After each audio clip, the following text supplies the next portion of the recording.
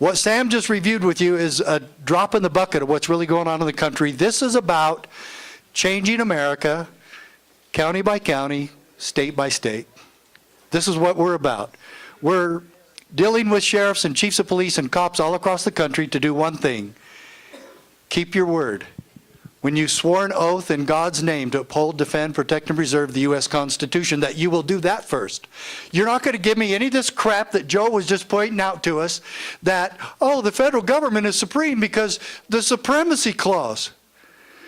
What about the 10th Amendment that was written 2.5 years later, that said the 10th Amendment leaves all powers to the states that weren't specifically delegated to the federal government?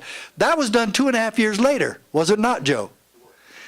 And so that pretty much nullifies the supremacy clause, even if they think it says that the federal government can do whatever they want. Did the Founding Fathers want a federal government that could do whatever it wanted? Then they wouldn't have fought the Revolutionary War. They wanted to stop a strong central government, and they fought a war to stop it, and then they formed a constitution to make sure of what? That it would remain impotent, small, with only discrete enumerated powers. Now, I could tell you a bunch of stories about what brought me here today and why I sued the federal government, and I was just from a small town in Safford, Arizona, and you can ask Randy Klaus, it was a small town. And I have friends from since I was like 4 years old. I've known Randy Klaus since I was 4. Played softball with Roger. He was a clerk at, what was your job at Provo City? Yeah, thanks, yeah. And I've got children here, and I've got people who've known me all my life, and I got a guy, Bill Skokas, who went to college with me, Eastern Arizona College, and he kept stealing my girlfriend, and so finally, we both just left her and went to somebody better, you know. And so he's here in the audience. You know, what we're here tonight for is so that you leave here with no mistaken ideas about the proper role of government and who's really in charge of the state of Utah. Okay? I'm going to show you the proof. I didn't want to come up here and entertain you or tell a few jokes and say, you know, we ought to be free, you know. Let's go try to be free for once, shall we? I came here to show you the proof. As a small town sheriff in Arizona, I sued the Clinton administration. I was sheriff. That's not my job. I'm supposed to go after drug dealers and make sure people are safe in their homes, and to make sure that people aren't driving drunk, and to get rid of drug dealers, and to investigate crimes and keep the peace. It's not my job to fight the Clinton administration. But I did.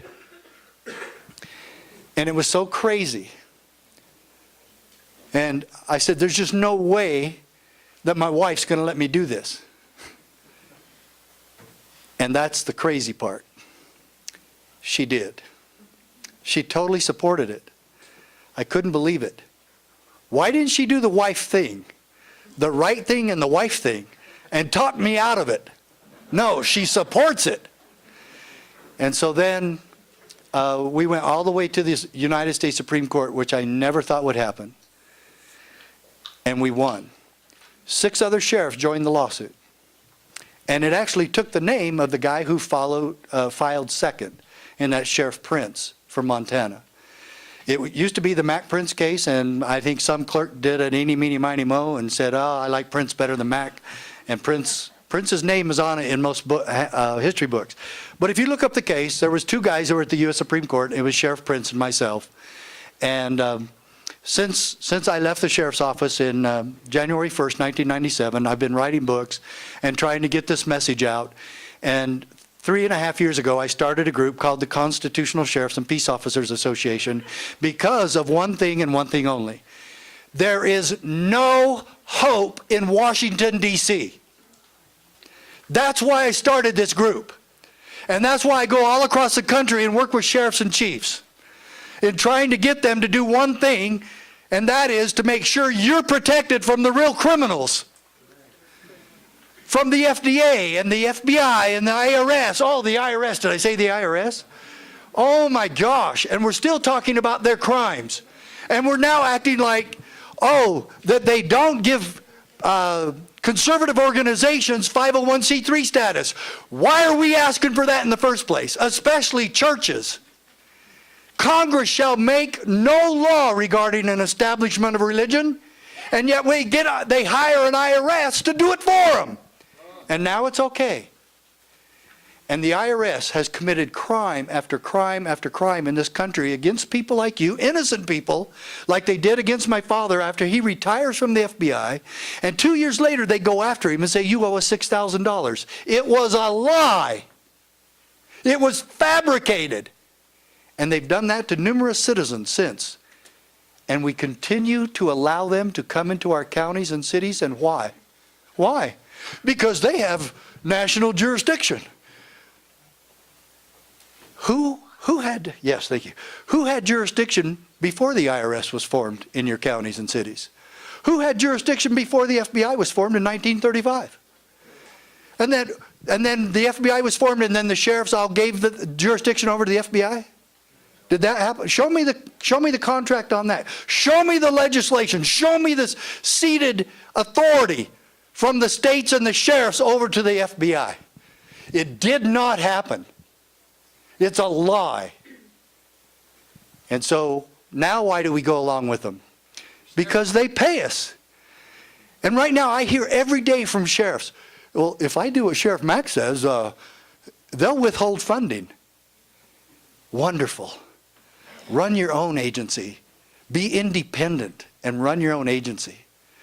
And how about a governor when they'll say, well, if we stand up to the federal government, well, they're gonna cut off highway funds.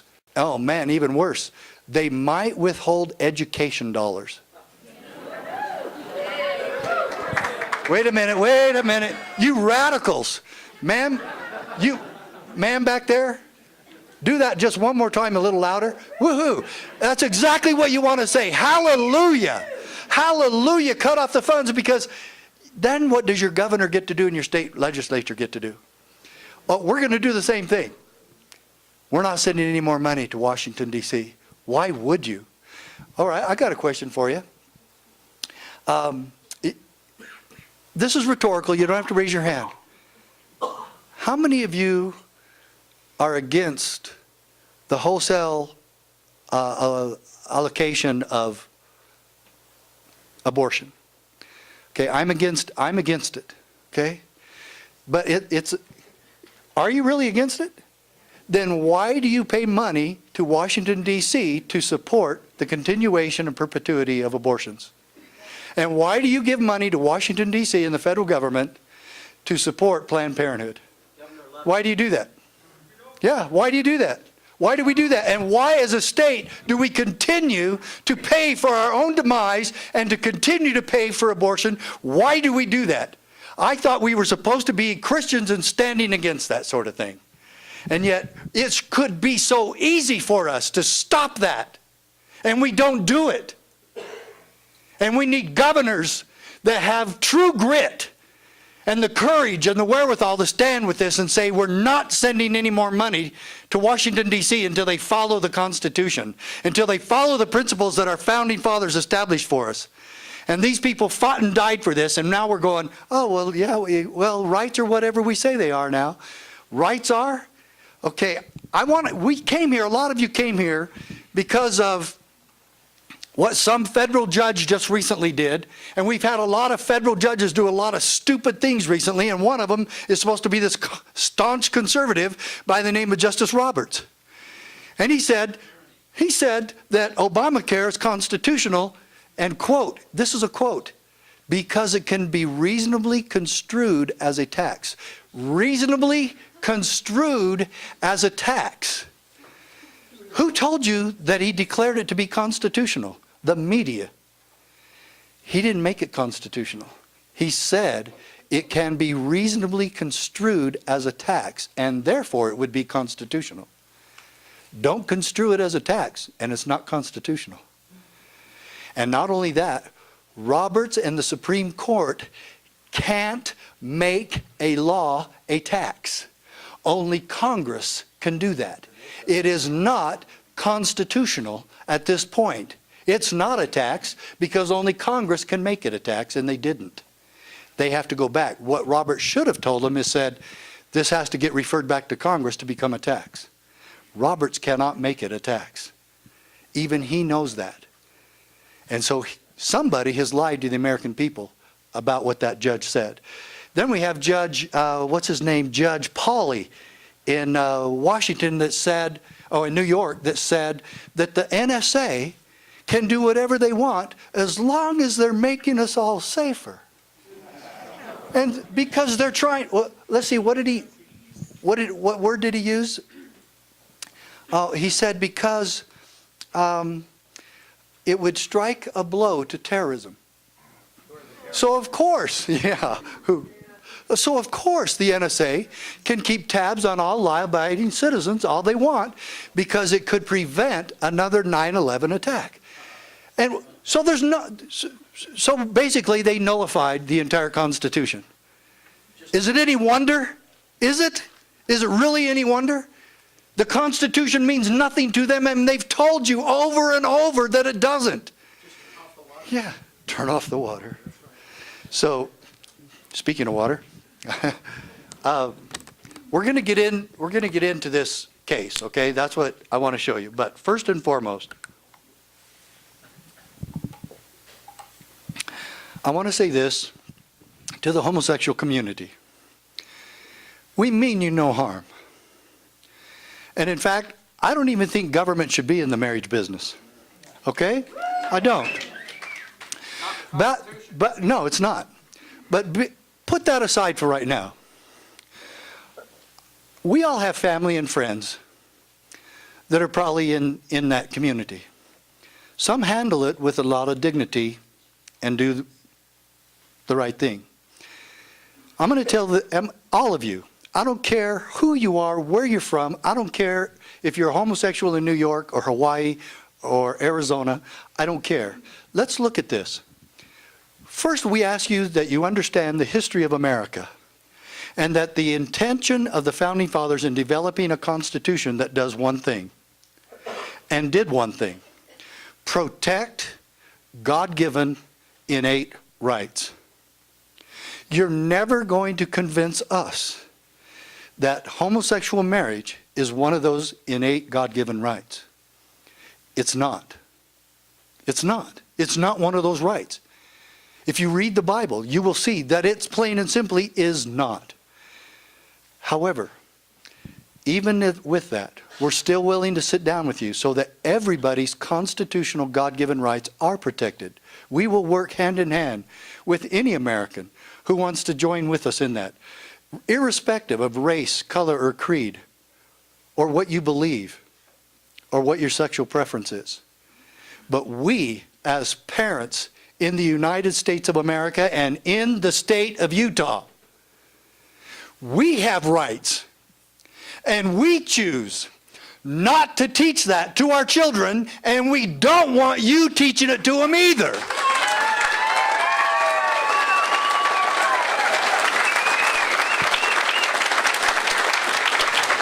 And don't shove your agenda in our faces, and don't shove it down our throats. And we don't want any more of your gay appreciation parades. And we don't want any more of this, that we're going to teach this in the schools without our permission and without us being involved. We don't want it taught there. Do not shove this agenda in our face or down our throats. We have a right to that, and you're not respecting our rights as parents. And when we come to the table on that issue, and you respect our rights, we're going to get somewhere in dealing with this issue. Now, with that said, I want each of you to see what I'm going to show you now is the evidence that I have said in the radio shows that we've been doing.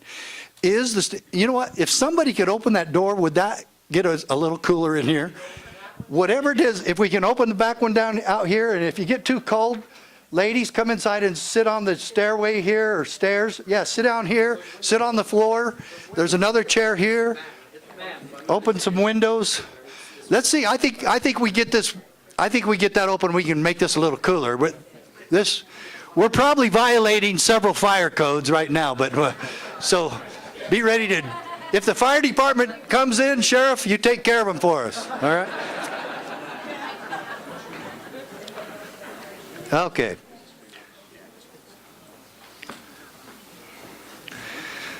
Okay, first so that we do a quick review of this, behind me you'll see that this is the oath of office. Everyone in public office, everyone that stood up here, Kurt, Sheriff, all of you, I don't care if you're a dog catcher, some even require it of teachers. Are there any teachers here in Utah? Do they require the oath of office of teachers in Utah? In Arizona they do. You have to swear an oath of allegiance as a teacher because you're in public service. You have to swear an oath of allegiance to what? The United States Constitution. Okay? That's the first and foremost thing of your job. That's what you have to do. We expect that you will, one, keep your word and your oath. It's a solemn, sacred oath.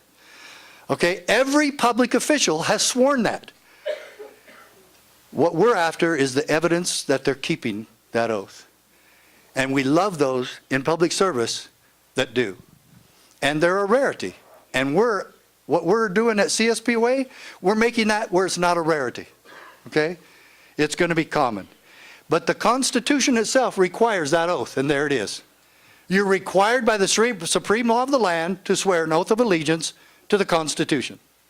The Founding Fathers put it in there, Article 6. Okay. Now, James Madison came up with something. Now, I'm going to tell you right now, Joe Wolverton did not invent the principle of nullification or interposition. Okay? He did not do it. I'm sorry, Joe. I may have... yeah. Perfected it? Perhaps. James Madison and Thomas Jefferson both talked about the doctrine of nullification and that the states were in charge of the nullification. But another thing that he used that I loved in his Virginia resolution was the word interpose. That's what we want. Your sheriffs and your chiefs of police and even patrol officers to feel and to understand and to absorb within their jobs.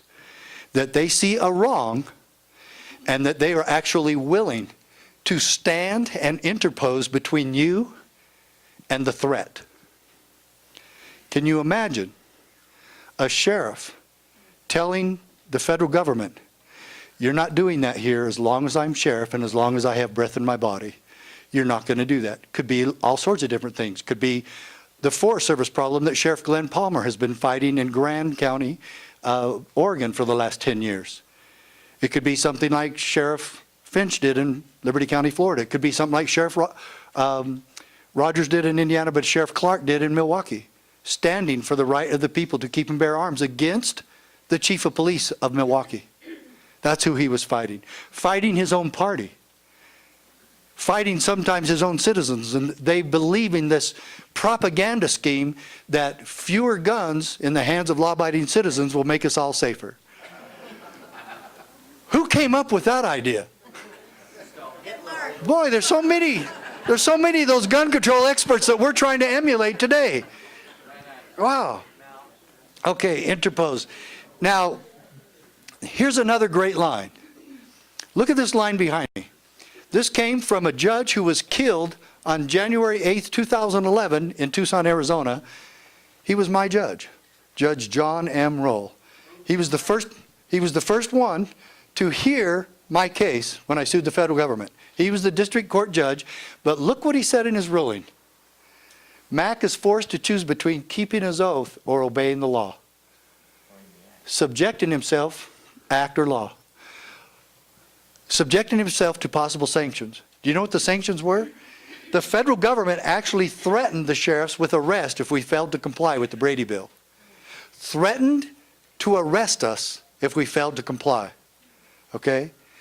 And so when we took it to court, Judge Roll was incensed by the federal government's arrogance of threatening to arrest us. Didn't offer to pay us. Now I got to correct Sam on this. If they had offered to pay me, would I have done it? Not even. I didn't say you would have. Yeah. You're right, you didn't. I just said there was no funding. There was no funding. He's right. and I wouldn't have taken it if they had. But this was the first time in American history where the federal government said, no money this time. We'll just arrest you if you fail to comply. And this is the threat of arrest. There it is. I told you I'd show you the evidence, right? Under a separate provision of the Gun Control Act, that's the Gun Control Act of 1968, any person who knowingly violates the section of the Gun Control Act amended by the Brady Bill shall be fined under this title, imprisoned for no more than 1 year, or both. That was the threat of arrest. Okay? Now we're going to keep going, and we're not going to look at all these. This is about a 3-hour deal, and we're going to just keep going. Okay, now look at this. This is from the decision. Do you have it in your hand? You have it in your hand. You can show it to anybody you want to. You can show somebody who says that the federal government trumps the states in everything. How is it that we, the states, the 13 original states, formed a new central government and they're going to be above us? And that we're going to form a new government to be in charge of everything and every facet of our lives, that the Founding Fathers, that's what they did. No, they didn't. And I'm going to show you more evidence of that just as we go along. But this is the first big line in the Mack Prince case where 2 small town sheriffs sue the federal government and win. And what does it say? We have held, however, that state legislatures, boy, I'm glad there's state legislators here. I could tell you right now, okay? You're not subject to federal direction. Oh, but your sheriff is, right? Oh, and your county clerk is, right? And your dog catcher is, right? And your county commissioners are, and your city councils are, and your school boards are, right? No. That would be saying nothing of significance to say that the state legislatures are not subject to federal direction, but your county commission is. No, come on. And are the county commissioners and the city councils political subdivisions of the state? Yes, they are. They're part of the state of Utah. They are not enclaves of the federal government. It is incontestable that the Constitution established, and I'm trying to move so you can keep seeing, or you can look this up in your little booklet if you want to follow along there. It is incontestable that the Constitution established a system of dual sovereignty. It's like having parents, okay? There's dual sovereign. There's always a parent that's more in charge than the other. It's called the wife, okay? The wife in this case, in dual sovereignty with the states and the federal government, happens to be the states. They retain the bulk of the power, okay? Although the states surrendered, Scalia made a big mistake there. You know, everybody makes a mistake, but he did. Did the states surrender anything when they formed the new federal government? No.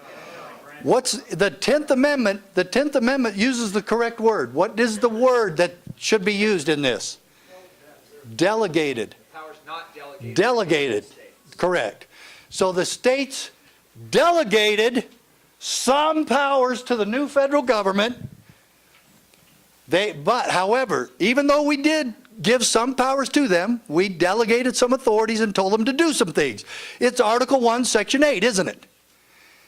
And they're assigned about 17 or 18 things. Sheriff, just to clarify, Article 1, Section 8, 17 clauses. It's one Correct. page, okay? Right. It's 20 delegated powers, specifically, and that's the only thing the federal That's it. government can They don't do. get anything else. The 10th So, Amendment says that. just like he says, okay, if they want to go outside that, what do they have to do? Refer to the 10th Amendment. They don't get to grant themselves power. Oh, you stupid people, you're dying in the streets, you can't go to the doctor on your own, you don't know how to do health care. What's the matter with you? So of course we need Barack Obama to come in and take care of us. Because we're so stupid, we can't take care of ourselves. And so he comes in and he says, I'm going to grant the federal government authority to take over your health care. And we're just going to do it because we have to. We have to save your lives. And we're going to do it. What was supposed to stop it? The 10th Amendment. Ask yourself, we're going to ask, I want you to get ready for this answer. I want you to be ready with an answer. Who is supposed to enforce the 10th Amendment? No, don't say anything yet. Be formulating that answer. Be thinking about, love that answer, okay? Caress it. But watch down here at the bottom of the page. What does it say about the states? What did the states do? They retained an inviolable sovereignty. Did I tell you I would show you the evidence? The evidence of this case is that the states are inviolably sovereign. Does Governor Herbert know that? Okay, he works for you. He needs to hear about this. Wouldn't it be wonderful if all of them read this? It was a case decided by 2 small-town sheriffs regarding state sovereignty, states' rights, and local autonomy. You can't, what we were telling them, Sheriff Prince and I told the federal government, we told Clinton and Janet Reno, you can't tell us what to do, you're not my boss. Sounds like when we were little kids, huh, Randy? You're not my boss, okay? All right. All right. Who did I run into? Make sure they know. All right. Okay. Yeah, and this is from the U.S. Supreme Court. Okay, let's go one more.